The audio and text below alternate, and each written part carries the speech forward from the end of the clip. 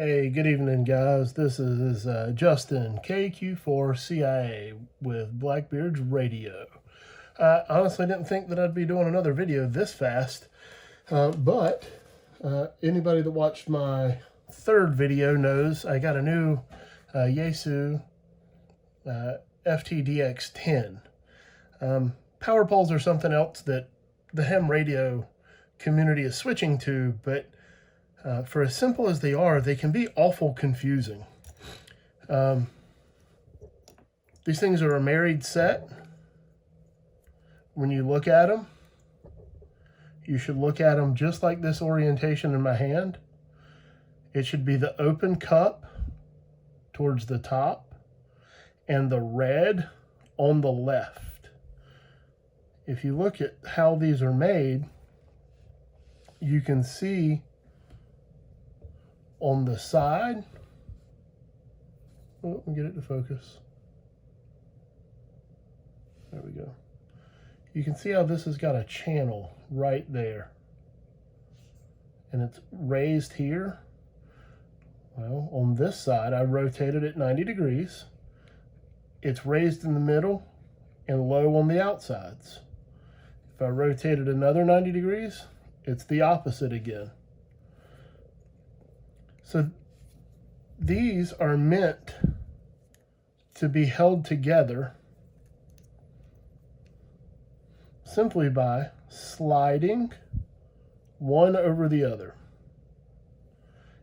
And when they are assembled correctly, the hole, the half moon here and the half moon there, they line up and look like that. There's a complete one already that's on my power supply, so I can't pull it too much further than that. But you can see, just as I was saying, open slide up, red on the right. Open slide up. I'm sorry, open slide up, red on the left. Open slide up, black on the right. And this is the correct orientation. And a lot of people wonder that if I have two of them in the same orientation like this, how do they connect? Because if I try to take this one, which is up, and this one, which is up, and put them together, I risk cross-polarizing, which, as we know, is going to fry the back end of our radio.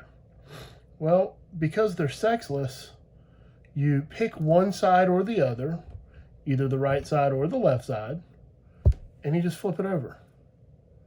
And now the half moon is towards the solid piece is to the top, and the half moon is towards the bottom.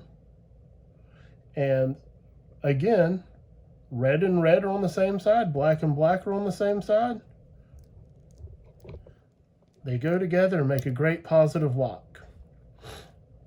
So, not a lot of people take time to explain it, and this is what Yaesu left me with from the factory.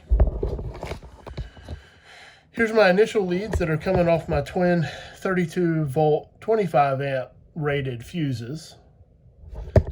Obviously this is way too long. I need about that much wire to be exposed to here. It's about 3/8 of an inch American, or about 5 mil if you're not on the Freedom Express measurements. So I just need to measure and make a snip, remove the excess wire. And don't be scared of power poles, guys. They do cost a little bit of money. They're not free, but for what they are, they're pretty cheap. For the proper crimp, this blue handled tool, it is designed for power poles. You can see that they're notched. The first notch is a 15 amp, which is rated on this metal connection right here. The middle notch is for a 30 amp, which is what these are, and pretty much what all the ham community uses. And the rear notch is for 45, And the main difference in the 45 amp connections and these is on the, oh Jesus,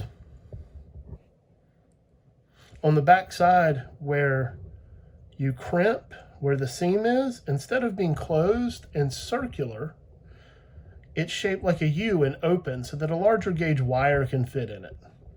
Most of the ham community doesn't use them.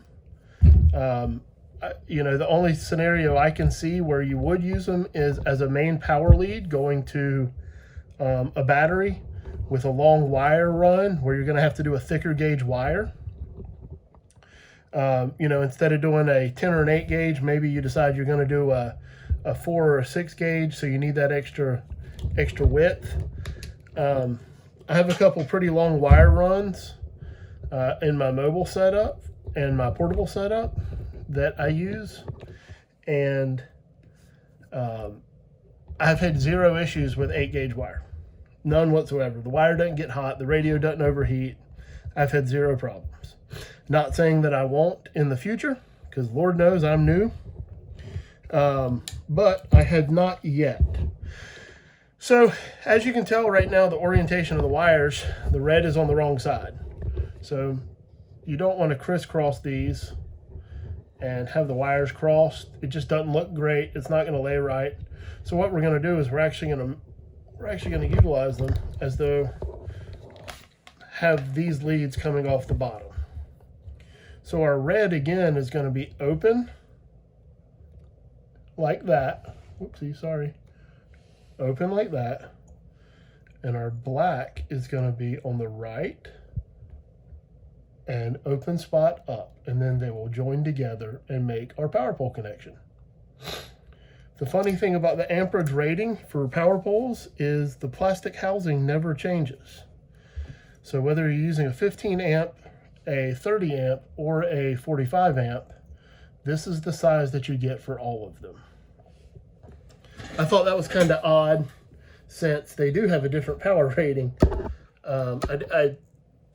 You know, in my minuscule brain, with a rough understanding of life, I couldn't really understand how something that's rated for 3 times the capacity or twice the capacity was going to use the same housing, but they do. So when you look at these connections, one thing you'll notice is it's got a spoon side. So there's a convex and a concave side to these connections, and they will only fit in to the plastic housing on the back one way. So the spoon side, this goes down towards the solid, this side that I'm tapping. So this side will go to this side. So I'll rotate this one and they'll slide together just like that. And it is a very tactile, you can feel it. There's a little slight bit of an indentation, and then if you push a little further, it's a very tactile notch that you feel it fall into. So knowing that I need this one here and I need it up, I'm going to place my piece to be crimped on my wire. The wire was stripped when I got it, but if it wasn't, I would have simply stripped off about 3/8 of an inch. And you can see the wire comes all the way up to the butt, and that little 1/16 of an inch right there, or 1 mil, that won't matter because it's going to sit that far inside the power pole. So since these are 30 amp power poles, I'm going to put it on the piece marked 30, which is the middle portion at the top. These are ratcheting pliers. So once it closes, the only way to open them is to squeeze a little more. And that final click is how you know that it's set to the right pressure. And when you release, the jaw's open. If you look inside, you can also see that there's a backer plate. So you slide the power pole into the backer plate, and it will only go in so far. And once it's seated firmly in the right position, you close the jaws, squeeze it, and that click. And now we're crimped to the right pressure. So this is my red. I'll pick a red, positive to positive. The hook goes down towards the enclosed portion. So I'll slide it in. And did you hear that click? I give it a tug. We're set. So now I'm going to do it again. Twist my wires up so that my leads go in great. And once I twist my wire up, I set it. I make sure that these are going to be straight because I don't want these things to, I don't want my wires to be twisted behind it. I want them to lay down nice and pretty beside each other. So I'm going to push it on. It's a 30 amp crimp. I'm putting it in the 30 amp spot. I'm placed all the way to the back. I start to close. Same thing. Close. Click. The jaw is open. I'm crimped. I'll take my black or negative connector, spoon, the hook goes down, the solid is down, and I'll push them in. And now we're set. So now to lock these together so it becomes a pair, you slide them in. And now I've made a power pole set that's ready and universally acceptable. If everybody sets them up this way to where red is on the left, the open space is up, everybody will always connect to everybody. And this might not seem like a big deal like it wasn't to me at first, but if you do a field day or a PODA activation and your friend's got a battery box, or you need to connect your radio or your tuner to somebody else's stuff, and you have yours reversed, well, now there can be complications. And you can always cut the wire, strip the wire, and just go bare metal to a terminal. But that's not what I want to do with my stuff. I much prefer kind of do what the ham community has adopted. And that way we have interoperability. Because, you know, if one thing works in multiple places, that's what I like. It reduces clutter, and it gives me a more versatile approach to everything. So if y'all have any questions, drop them in the comments. Excuse me.